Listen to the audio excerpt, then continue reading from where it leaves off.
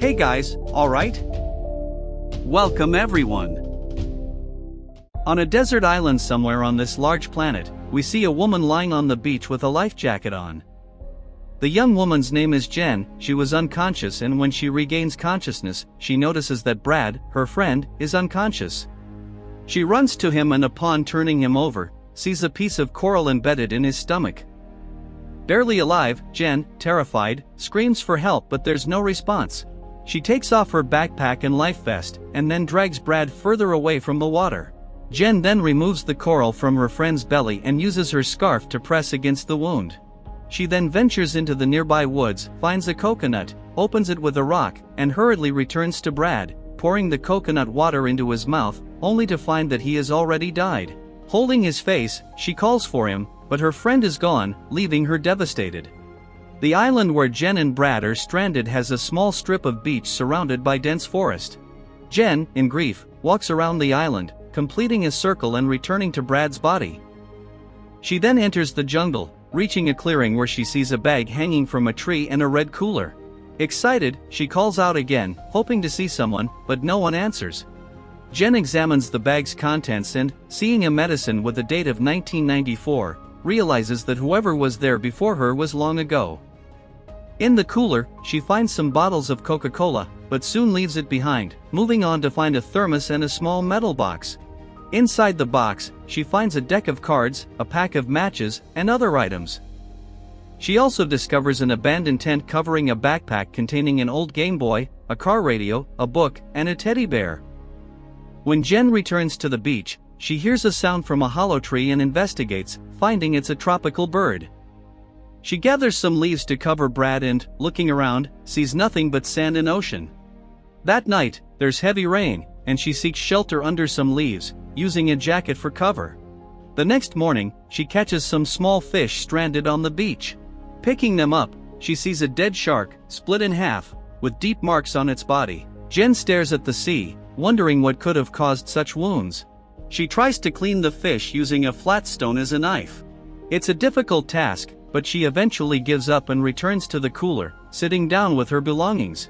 She opens her diary and finds that the water has erased all the ink. Inside, Jen sees a photo of her and her boyfriend. In the jungle, Jen finds another clearing where she sees a burial site for 3 people who had been there long before her, which frightens her. She returns to the beach and sees Brad's body, which is already stinking. She drags him closer to the forest, digs a shallow grave, and buries him there, also placing a piece of wood with the initial of his name. That night, Jen improvises a sleeping place and prepares roasted fish for dinner, spending her first night on the deserted island. The next morning, Jen walks along the beach looking for more resources when she's startled to see that Brad's body has been removed from the grave, mutilated, and dragged away by someone or something. She grabs a piece of wood, sharpens it with a stone into a spear for defense, and looks around, expecting to see something, but finds nothing. Night falls again, and Jen is now fully alert to any movement or noise, fearing that whatever took Brad's body might come to attack her. But nothing happens, and all is quiet. The following day, Jen sees something in the distance and decides to swim out to it, finding it to be a bucket and a suitcase. She dives to try and find more and sees a dark hole in the ocean bed. Jen takes the bucket and the box to the beach, where she finds a pair of sneakers and some clothes. That night, which is her third, she changes clothes and puts on the sneakers to stay warmer. Sitting by the fire, she opens the metal box again and examines its contents, finding a secret compartment in the box that hides some photos. She tries to use the fire to examine the images when she hears the sound of a plane overhead. She runs to get the flare and fires it, but it doesn't work. She tries a second time, and it works. With the flare glowing in the distance, she waits to see if she gets a response, but as the flare disappears into the horizon, Jen sees a humanoid monster emerging from the water.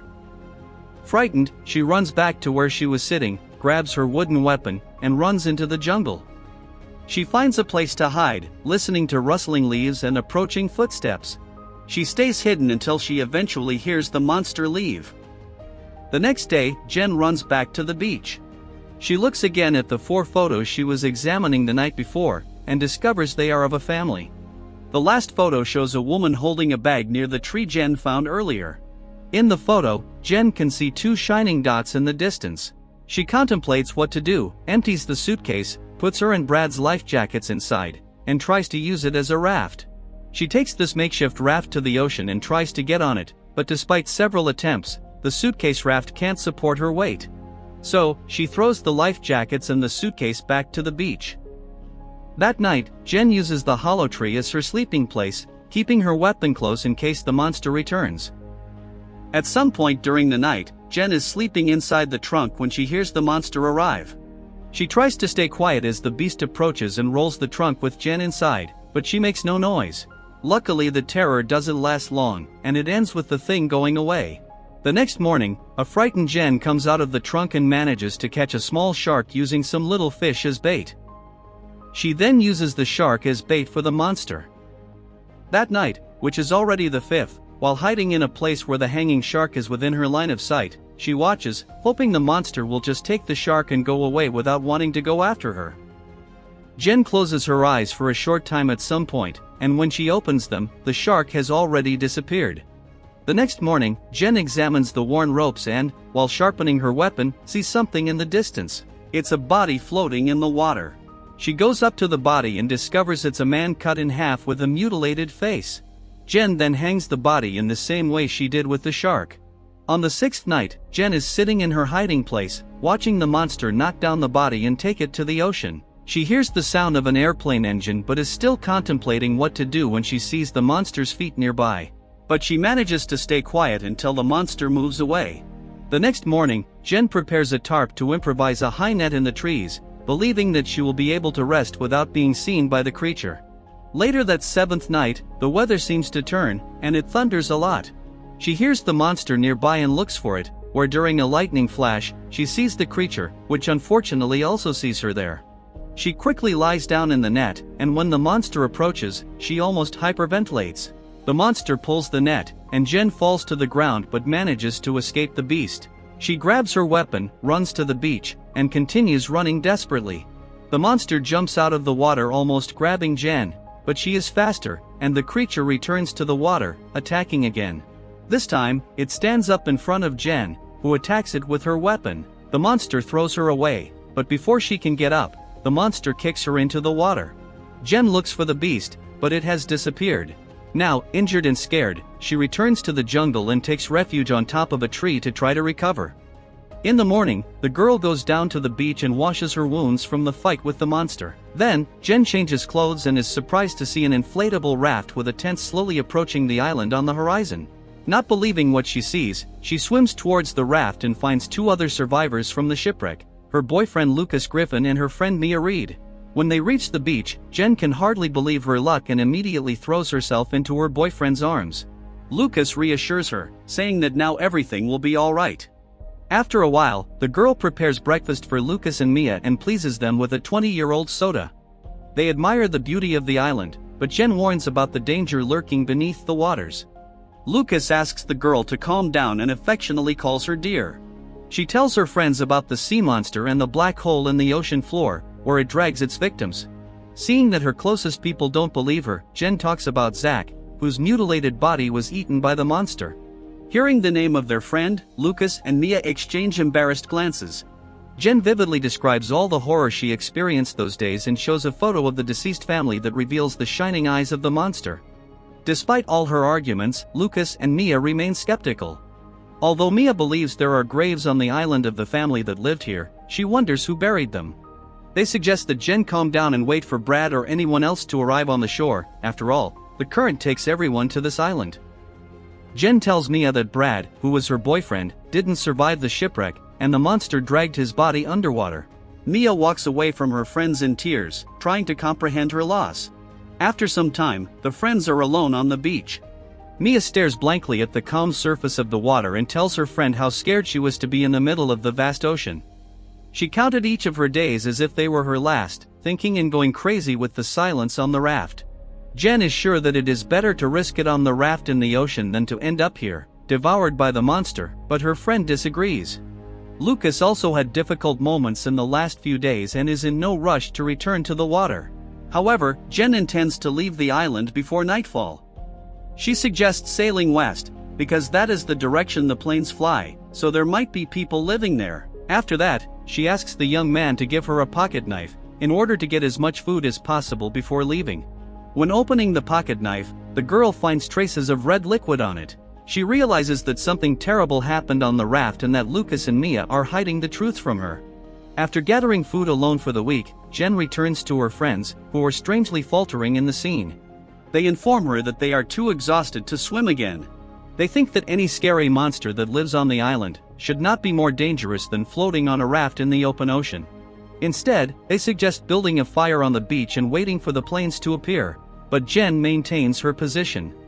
She tries to convince her friends to get into the lifeboat and escape before nightfall, but Lucas explodes at her and refuses to go. Without the support of her closest friends, the girl goes to swim. While in the water, she devises a cunning plan. After waiting for her boyfriend and Mia to let their guard down, Jen puts the prepared supplies in a container and then launches the inflatable raft into the water, making a daring attempt to escape without the two of them. The couple realizes this and starts chasing the girl. Jen tries to get away from them and pushes Mia several times with her feet. Eventually, Lucas manages to throw his girlfriend out of the raft, and Mia immobilizes her, hitting her head with an oar. Jen regains consciousness when it's already dark. She is tied to a tree to prevent her from making another escape attempt. Mia informs that the island is safe and that they haven't found any monsters since it got dark. Mia apologizes for hitting her friend with the oar, but Jen doesn't want to hear anything and asks to be released. Mia still refuses to believe her friend's stories about the sea monster, as Jen often deceived people close to her before and lost their trust long ago. After a round through the jungle, Lucas joins the girls. He assures that he hasn't found any monsters there, but Jen is disturbed and once again says that the monster appears in the water, not in the jungle. Mia decides to leave the couple alone and goes for a walk on the beach. She is horrified to find the mutilated remains of a fish in the sand. A conversation arises between Lucas and Jen, in which the guy first tries to comfort his girlfriend and then decides to say everything he thinks about her. While he was having fun on the yacht with his best friends, Jen was not happy. He thinks that the girl brings him nothing but unhappiness and wants to ruin everything again, deciding to leave the safe island. Jen once again tries to appeal to the guy's mind and asks him to release her, but Lucas refuses to do so. He tries to humiliate the girl and reminds her that he completely supports her. The guy is convinced that even if she manages to leave the island alone without his help, she will become helpless and useless to everyone. Lucas then scolds Jen for wanting to escape the island, leaving him without food and no hope of rescue. The girl explains that there is plenty of food on the island and that the only person to fear is the bloodthirsty monster. After hearing all of Lucas's insults, Jen decides to find out from him what really happened to Zach. On the raft, before he can answer the uncomfortable question, a desperate scream from Mia, who was attacked by the monster, emerges. Lucas grabs a torch and runs to rescue the girl, leaving Jen tied to the tree. When he arrives at the scene, the guy finds the sea monster, which has already started devouring Mia. Lucas hits the monster with the flaming torch, but it easily pushes the opponent away. Jen barely manages to free herself from the bonds and runs to help her friends, but it's already too late. The monster grabs Mia and drags her underwater. Lucas watches in horror but can do nothing to help. When Jen arrives, she grabs the shocked Lucas and takes him to the depths of the jungle, where they spend the night. It's already the 9th day on the island. Lucas hesitates to come down from the tree, fearing that the monster might be waiting for them below. The girl assures the guy that the sea monster never appeared on the coast during the day. The guy is struggling with the events of last night and blames himself for Mia's disappearance. To distract Lucas from his sad thoughts, Jen asks for help to pack their stuff and provisions, so they can finally escape the cursed island. The girl fishes some fish with a spear and spends her last matches cooking, and decides to make one more walk to the camp before leaving, in order to collect all the necessary items. She then picks up the expired pill container again and holds it thoughtfully, listening to the silence of the island. Eventually, she and Lucas load their belongings onto the raft and launch it into the water. Once inside, Jen discovers that everything inside is flooded with a red liquid, presumably Zach's blood. The girl looks apprehensively at her boyfriend but hesitates to uncover the truth. The guy rows away from the coast and they start moving west, where they can be detected by passing planes. But then, Lucas notices something moving underwater. Moments later, the sea monster jumps and attacks them.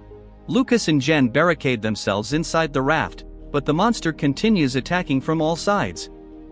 They are very scared, as they were convinced that the monster only appeared at night. The sea monster breaks the bottom of the raft and tries to grab Jen, but she pushes it away with her feet.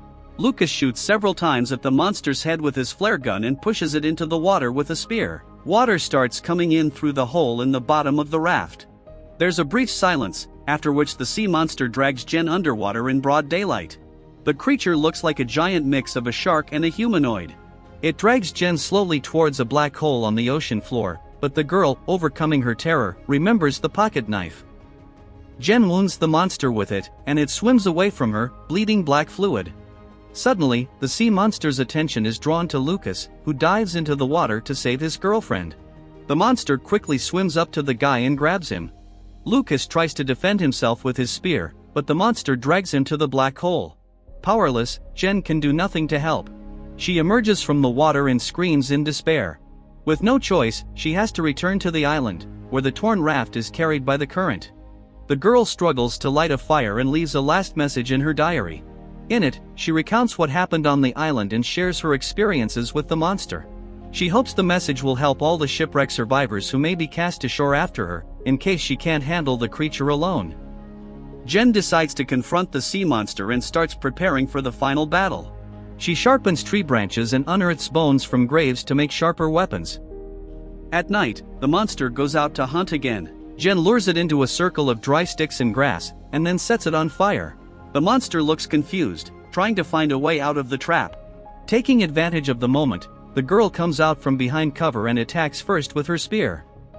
She grabs more sharp sticks and tries to attack the monster again, but it throws her away.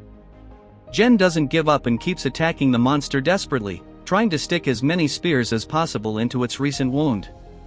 After a fierce confrontation, the girl tries to crawl to her weapon, but the monster grabs her with a huge paw, squeezing Jen's head, intending to crush her skull.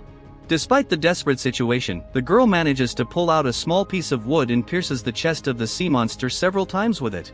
Both are severely injured, but the monster keeps pursuing Jen to the shore. The girl stops, ready to attack the monster again, but it collapses, exhausted from its injuries. The girl destroys the creature, piercing it with her spear, and then decapitates its lifeless body. Fortunately, the terrible night turns into dawn. We end here seeing Jen limping towards the raft, carrying the head of the monster as proof of what happened to her on that cursed island, which is now in flames, and fortunately, this will be her salvation, being a signal for someone to see from afar.